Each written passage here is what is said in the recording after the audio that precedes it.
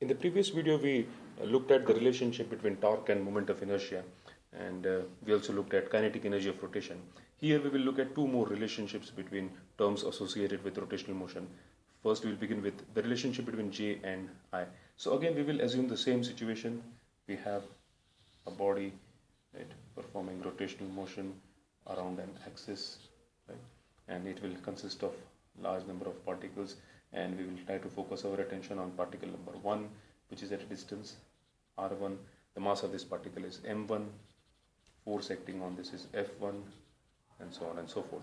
Okay, so if we look at the angular momentum j of this particular particle, now we know that j is r into p, right? So in this case, for particle number 1, j1 will be r1 p1, where r is the distance from axis of rotation and p is the linear momentum of the particle.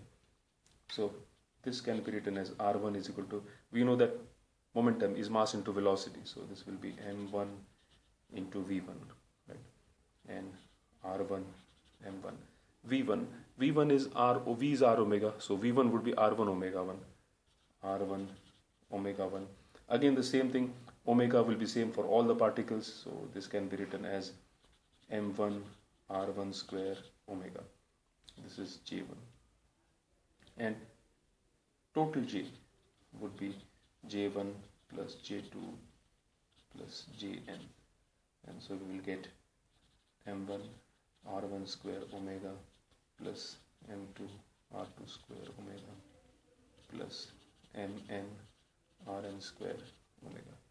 And again, if we take omega out of the bracket, omega, and in the bracket we will have m1 r1 square plus m2 r2 square, which is I, right? So this will become I. So j is equal to omega I. Therefore I get the equation j is equal to I into omega. Again, and if we take the counterparts of these terms in linear motion, the counterpart for j, this is angular momentum, is p. For I, it is mass, omega is velocity, so p is equal to mv. Right? So this is very not very similar. In fact, it is quite natural because we have first used p is equal to m1 v1. But I'm sure you are able to see the connection between linear motion and rotational motion. So j is equal to I omega. That's the relationship between j and I. So I'll add that over here. J is equal to I omega. That's one more relationship we have found. Okay, let us look at the relationship between j and tau. Right? Now j we know is I into omega. Right? So I'll do it over here in this part, the second part. This part I'm doing over here, relationship between j and tau. Now j, we have just now obtained the equation, is I into omega. Now if I do differentiate it on both sides with respect to time t, then I'll get dj by dt is equal to I d omega by dt. Right? The moment of inertia of the body is constant, so we keep taking it out and we're getting d omega by dt. Now we know that d omega by dt, alpha is equal to d omega by dt. This is the rate of change of angular velocity with respect to time. So this can be written as I into d omega by dt is alpha. So dj by dt is equal to I alpha. And what is I alpha? I alpha is tau. Therefore dj by dt is equal to tau.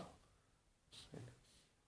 And this is the relationship we get between j and tau. dj by dt is equal to tau, and therefore the rate of change of angular momentum, this is the rate of change of angular momentum, is equal to the external torque acting on the body. This is the external torque acting on the body. This is the rate of change of angular momentum.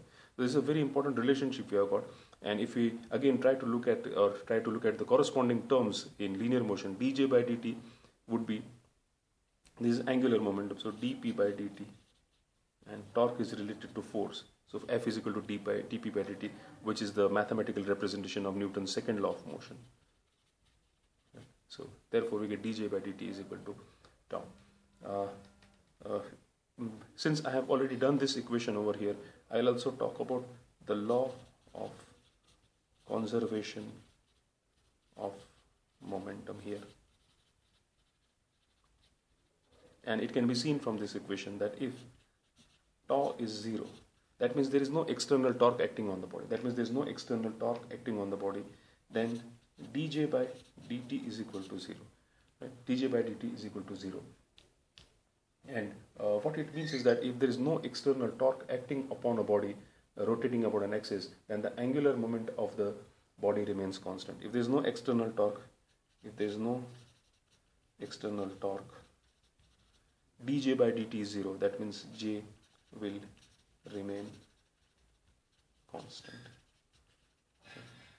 So this is the statement of law of conservation of momentum, that tau is 0, then dj by dt is 0, that j remains constant. So there's no change in the value of j.